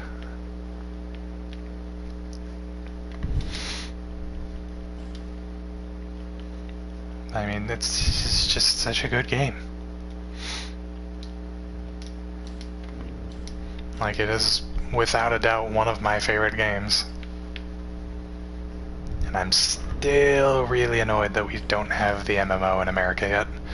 But judging by the fact that they're releasing this game again, and by the fact that the MMO has been doing so well over in Japan, like, it's still going strongly, I feel like this is their, like, big test. Like, if people are willing to buy this game for probably the 4th time, or the 4th iteration of it coming out, 5 years after it originally came out, then they'll probably be like, okay, there's enough interest in this that we can get away with bringing the MMO over to America. Hey, what?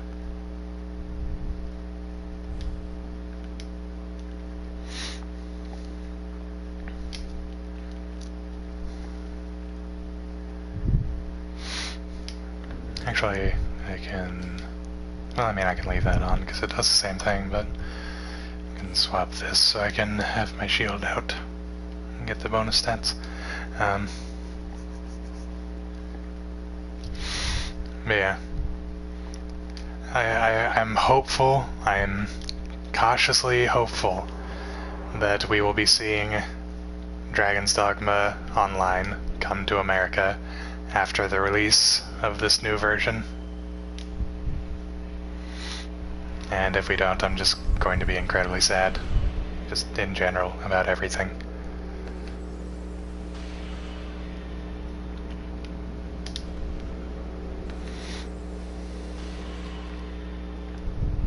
Get this fucking thing, get out of here. God, that is so much further up than I thought it was. Oh, really? Nothing like the hitbox being like 4 feet to the fucking side. Ow. This is a fun boss fight that nobody can argue about.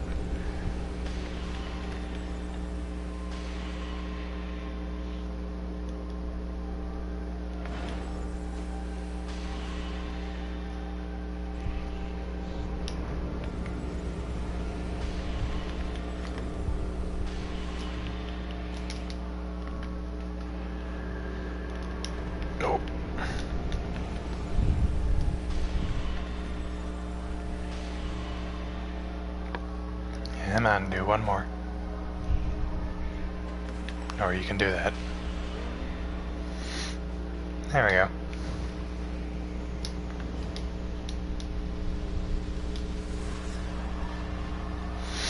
And that's New Game Plus 2. Done in 3 sessions. Something like it. And now it's time for the unskippable end credits again, unless they make it skippable in New Game Plus, which I don't know if they do. Oh, they do. Hooray! Well, that'll save us some time. Let us move swiftly on.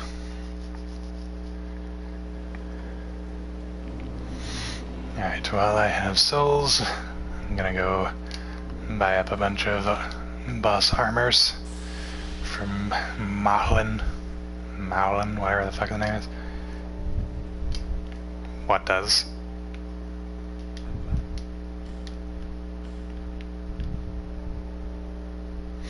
Okay, I guess I have to spend more souls first.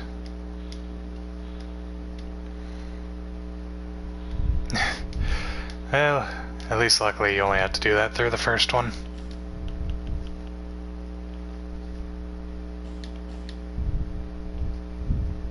Yeah.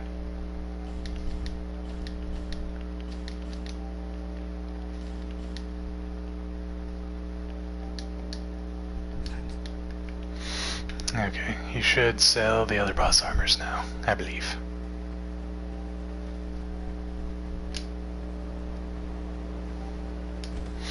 Yeah, first new game you're not allowed to skip it. Second one, at least you are. Because it's like a fucking 5 or 6 minute end credit sequence. You literally just have to sit through.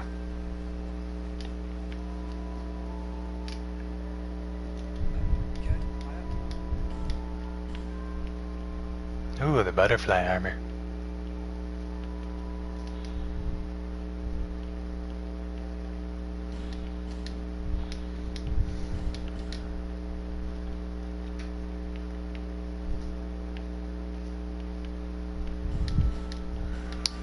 Velstat's sad because it looks nice. Buy these because they look good. Buy this because I like it. And we're good. Now we can fashion souls.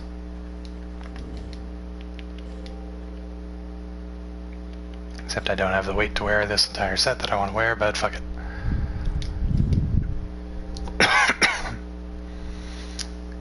Fuck you, Mafia Addict. Get the fuck out of here. Sick of you.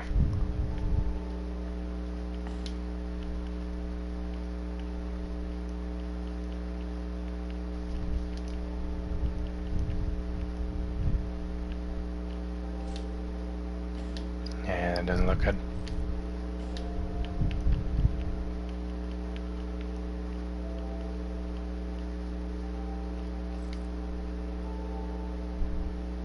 I'm slightly too heavy, damn. The Throne Watcher gloves actually lighter. They are. Hey, I can roll. This is my favorite fashion, by the way. Let me get a better look at it. Also, look at that beautiful ass hair. Yeah. Anyway.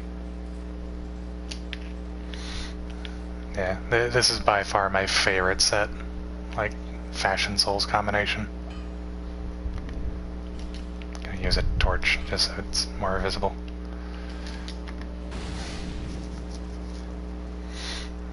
Yeah. I love this combination. It just looks so good. Like, I honestly think the Dark Mask works better on this set than its actual helmet. Anyways.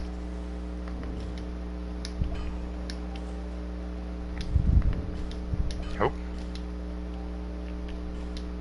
And where is it? There we go. Okay. Time for New Game Plus 2.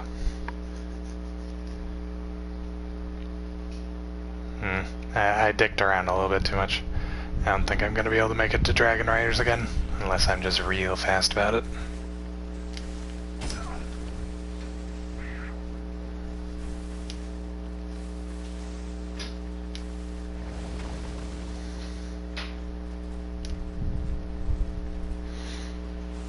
I should be able to do Last Giant, though. That shouldn't be an issue. Because he is a weak baby bitch. Yes, yes, cutscenes. Everybody loves cutscenes. Anyway, get the fuck out of my life.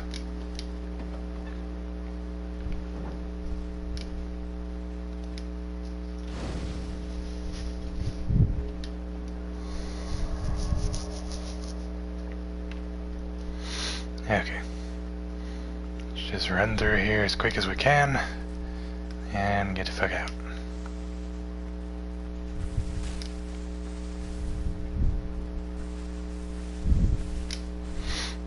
And now that I think about it, I'm definitely not going to be able to get 2 hours out of the next stream. I don't know, maybe I'll throw some PvP on at the end or something. That being if I can actually get any of this fucking level in soul memory.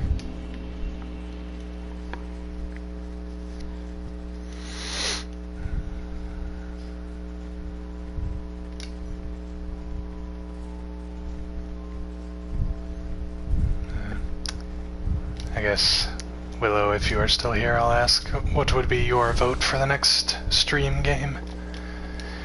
Between, at least at the moment, Final Fantasy 15 and Nier Automata.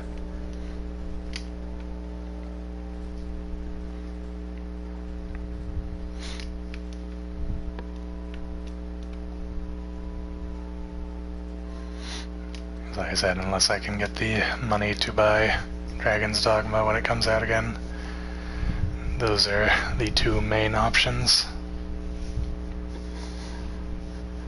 I'll come up with some more later, but at least just off the top of my head.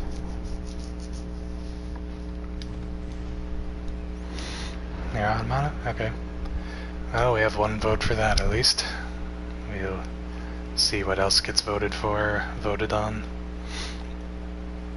I will say right now, though, if I do get Dragon's Dogma, everything else goes out the window. Like, all other games are just off the table. That is going to be the stream game.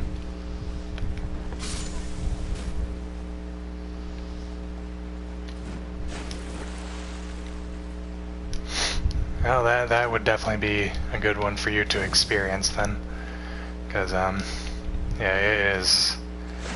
Oh, fucking Yoko Taro, man. He knows how to write a story.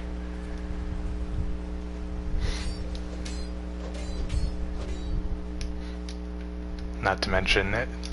I think I've brought this up before, maybe I haven't, but every ending in the Drakengard and Nier series is canonical in its own dimension, timeline, whatever the fuck you want to call it. Every time you get an ending in one of those games, it is considered canon. It splits the timeline. So, the ending that... The one ending I'll give away, just because it's a funny ending that doesn't have anything to do with anything. There's one ending you can get by eating a fish. And you eat this fish, and you die. And that is a canonical ending to the series. Like, there's a timeline that exists where your character ate this fish, died, and then everything from that point was fucked.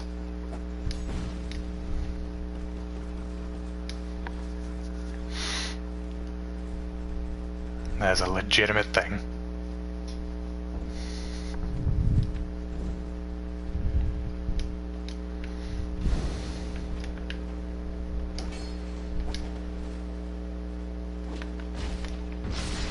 Please do not try and smack my merchant.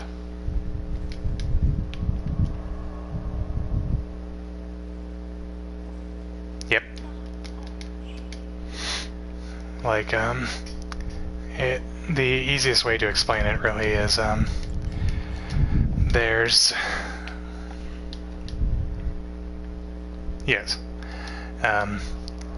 there's, I guess you'd say, true endings in each of the games that lead to the next game.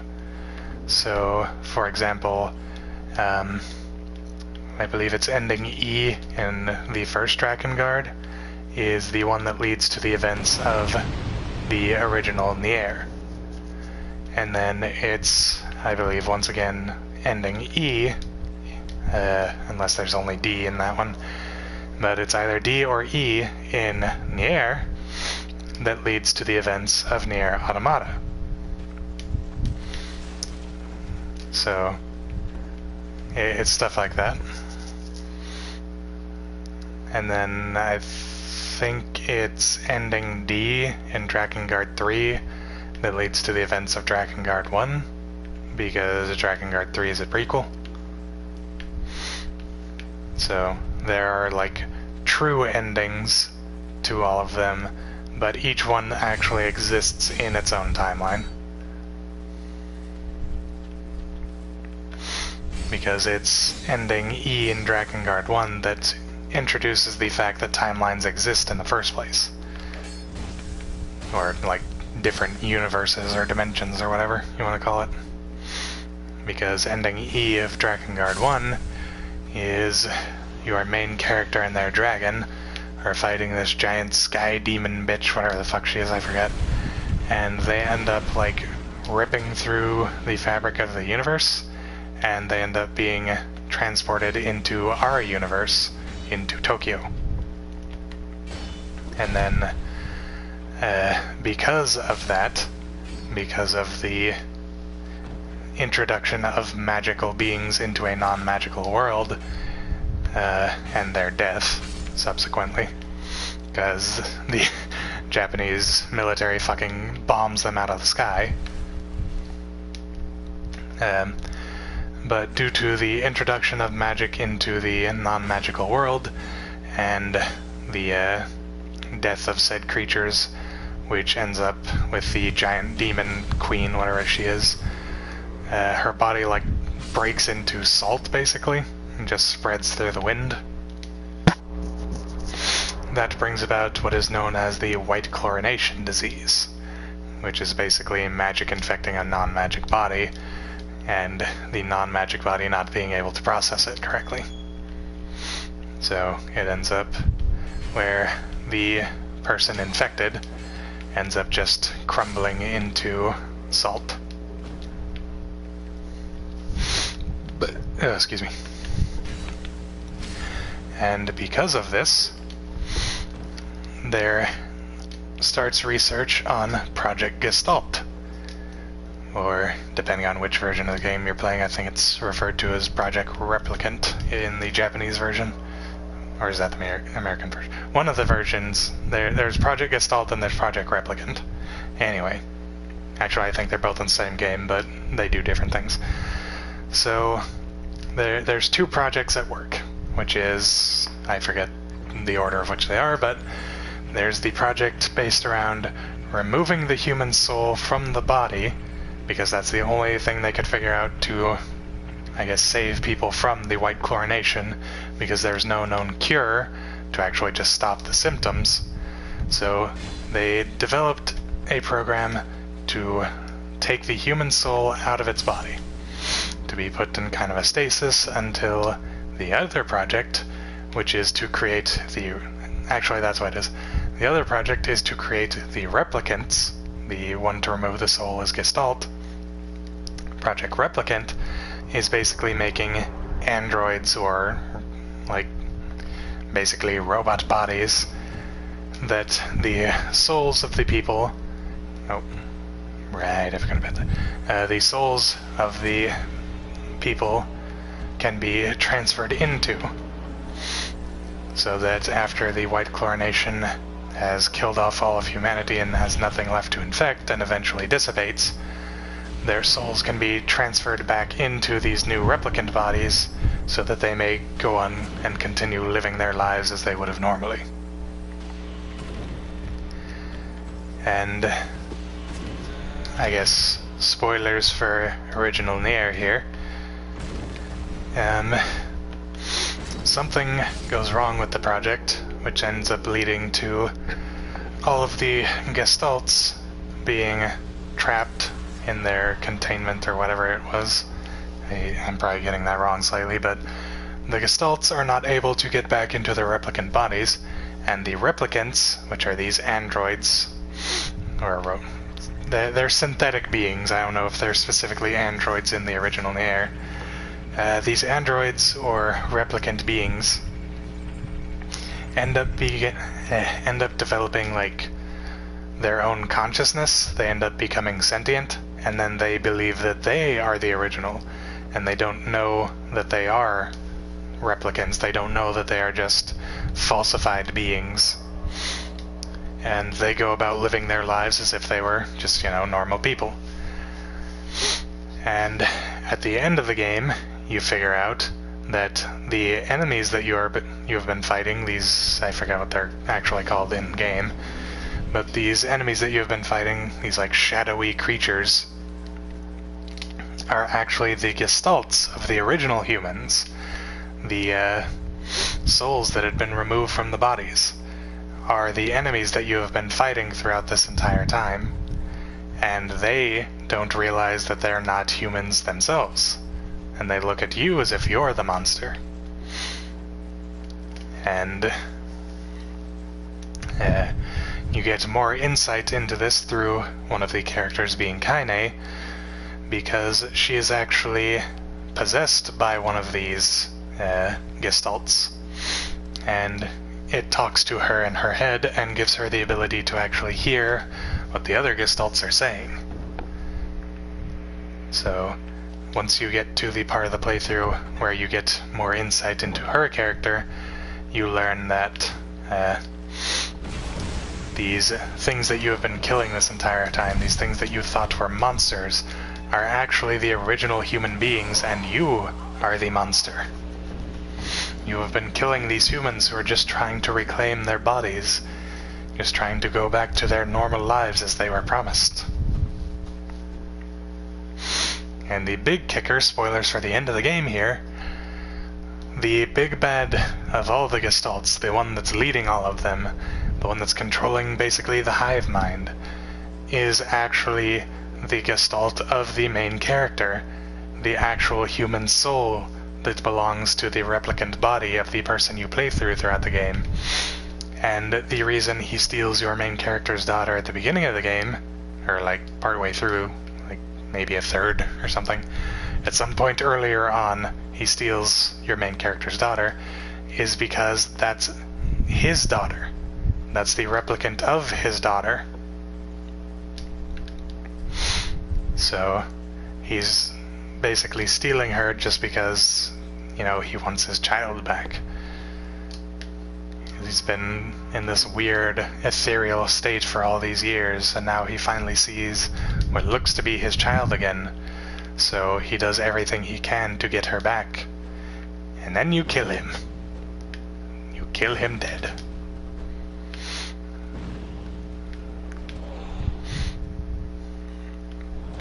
But then the true ending, the one that leads to the events of Nier Automata, is actually interesting because the way that it leads to that, or the way that they go about doing that, is your main character, Kaine, your female companion, who is actually transgender, I believe, or no, not transgender, hermaphrodite. She ends up, being slightly possessed, well, I guess more possessed, I should say, by the gestalt within her. It's starting to, corrupt her and turn her into a gestalt. And to save her, the gestalt that has been possessing her this whole time ends up being able to communicate with your main character somehow. I don't exactly know how that's explained, but anyway. He says, I can save her, but to do so, you will have to be completely erased from all memory, from all existence.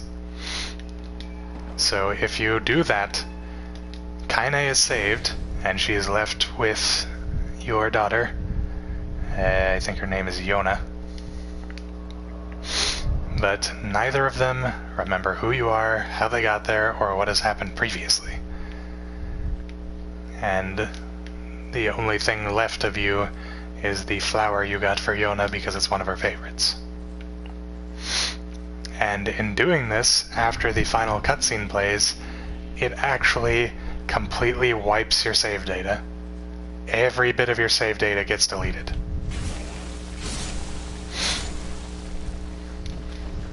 And this is after you've gone through 4 playthroughs. After you've done this game 4 times, the final ending that leads to the events of Nier Automata completely deletes everything you've done, and every scrap of existence of the character that you made is wiped out of memory.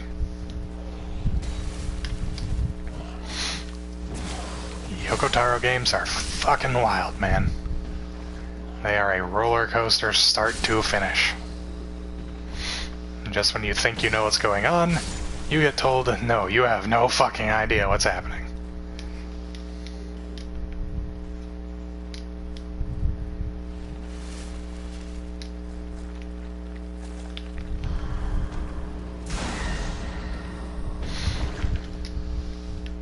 But